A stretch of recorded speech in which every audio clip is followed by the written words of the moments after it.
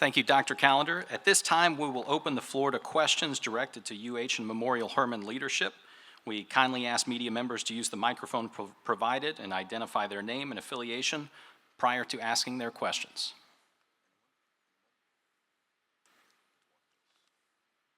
Eddie, from a timetable standpoint, can you kind of give us an update on still on track for, I believe it was like an early August opening, and sort of where you're at on the sort of the final things that you're doing there? I think first and foremost, we are actually on schedule and tracking according. The contractors, architects, everybody, the whole team. And again, thank you guys for everything you do. Of course, I'm coming in fairly new. I'm still getting to know them, but what I've seen because of my background, they're doing an exceptional job. So we are moving forward. Everything is on schedule and still anticipating late summer, I guess, or move in. I look at TJ to put a little more pressure on him so he can make it happen. I'd heard next week. See, there you go. TJ, you got next week left out. All right, next. Eddie, you talked about the other sports. What other facility improvements would you like to see, and how do you sort of balance that with the other financial considerations you guys face? Yeah, I think there's two. I'll take it as a two-part question because this facility will allow us to really take a look at our current facility with football moving their offices over here, with the use of the weight room, all those, the locker room. We're going to repurpose all those areas, work within our current teams, try to make it more efficient, more effective for everybody as we go through the weight room and look at all those areas. So when you ask what my priority will be for the future, every facility needs to stay ahead as much as we can, knowing that this can easily fall far off the tracks. But I'll tell you, for me, my number one priority will be a nutrition facility that enhances for all the rest of the student athletes. And we got to work with the university. There's a good chance that we could collaborate and work within a student residential a dining center or something of that nature. But more than anything else, really address that weight room so that we can make it conducive for all the other teams now that football is going into this new facility.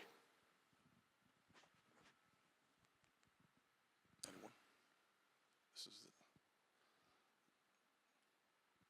President Couture, through the years, the facilities that you've added, the commitment that you made, can you just kind of talk about what this latest project means and sort of how it coincides with maybe the uncharted that you're about to go into with the house settlement, and sort of how you can maybe build off of this? Well, it's a good question. Thank you so much. I mean, we knew we need this facility or football operations center even when we were building a stadium. We just didn't have enough resources to be able to do everything together. And since then, we knew that this was going to be an important piece. I mean, study after study tells us that for recruits coming in, the facility is an important consideration, as it should be, and for their parents. So we knew that. So this was in the plans, but it's now finally finishing and it's happening. And as this happens, I know we are going to have deferred maintenance needs in the stadium itself. And yes, I want to thank again TDECU for fabulous support there with the stadium. And so in terms of buildings overall, I mean, we've built 40 plus buildings on campus, and every single time my vision has been to build something that is more, shows what dreams and ambitions, and the athletics has been a small part of it, even though it looks like, we are inaugurating an athletics building every time. I wish, we could do more, but I just want to point out that we have built a whole lot of student housing, many research buildings, a College of Medicine building, many academic buildings. And we still have huge need for space and for deferred maintenance. So one of our priorities in the legislative session is to really increase and hopefully double our funding for deferred maintenance, even though that money cannot be used for athletics, but nonetheless is going to be very helpful for the rest of the campus. Chandler Friends, Houston visitor, that was for you, Eddie. I know when this project was first approved, it was expected to cost about $140 million. Are we still on track with that cost? And kind of as a follow-up there, in this new revenue sharing era where you're going to have a big chunk of your revenues going towards student athletes, how do you justify that cost? Well, the good part is the cost was here before we embark on the revenue sharing. But it's not an easy, it doesn't work perfectly. And I think one of the things that we've all alluded to is that this is something that was in the process for years. And we're here today, and it's helping us not just to catch up, but actually to advance. And so the cost, yes, everything's still on budget. We're still moving as expected. As we move forward in this rev share, I think the one thing we all have to continue to keep in mind is it is a new era for all of us. And so we're working all those different angles. Facility needs are still important. If you, again, you heard Coach say it firsthand, recruiting, doesn't matter for transfer students, if they're incoming kids, they still want to know that the facilities that are here are going to give them the best chance to be successful. And so now more than ever, we still have to have these facilities at not just the level, but really give us a chance to compete even further than that. So we're going to continue to do what we can, invest where we can, but more than anything else, be good stewards of our budget and make sure that we work with what we have.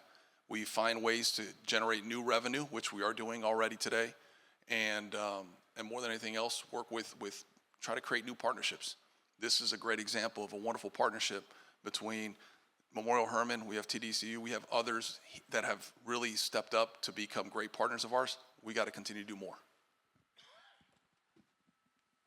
Willie, you've been able to, tell the recruiters this was coming for a while, but what does it mean now to be able to, take them on these tours and actually show some of it? And what kind of difference does that make? Well, it's a lot different when you can see it, and we took all the kids through the facility and their parents and families. It's just really an impressive facility. This was all, the planning was done way before I got here, but they did an excellent job with the planning, and I think it's going to be one of the top facilities in the country. And I've compared it with a lot of the schools in the Big 12, and there's no one that I think has got a better facility than what we're going to have with the indoor, the stadium, and also the football operations center. And the outdoor practice fields are outstanding as well. So this will complete it.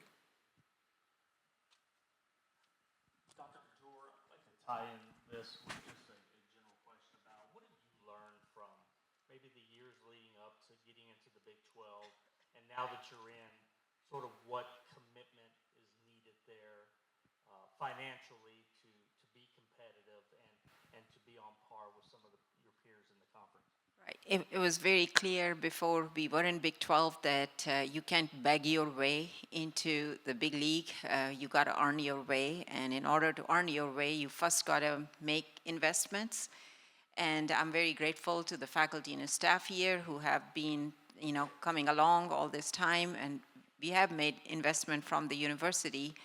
However, I want to still point out that our budget, athletics budget, is the smallest of all the schools in the Big 12 and one of the smallest, if not the smallest, in the Power 4, which means that we still have challenge ahead of us. And I'm calling upon the city, I'm calling upon the businesses to really come out and help your hometown, regardless of where you graduated from. Love your alma mater, but love your hometown city, and come out and support you. If the state wants to help, we'll take it too. Keep it open for a few more questions. Okay, thank you all for your participation. We invite all guests and attendees here today to a reception here at the back of the indoor practice facility. For media who are interested in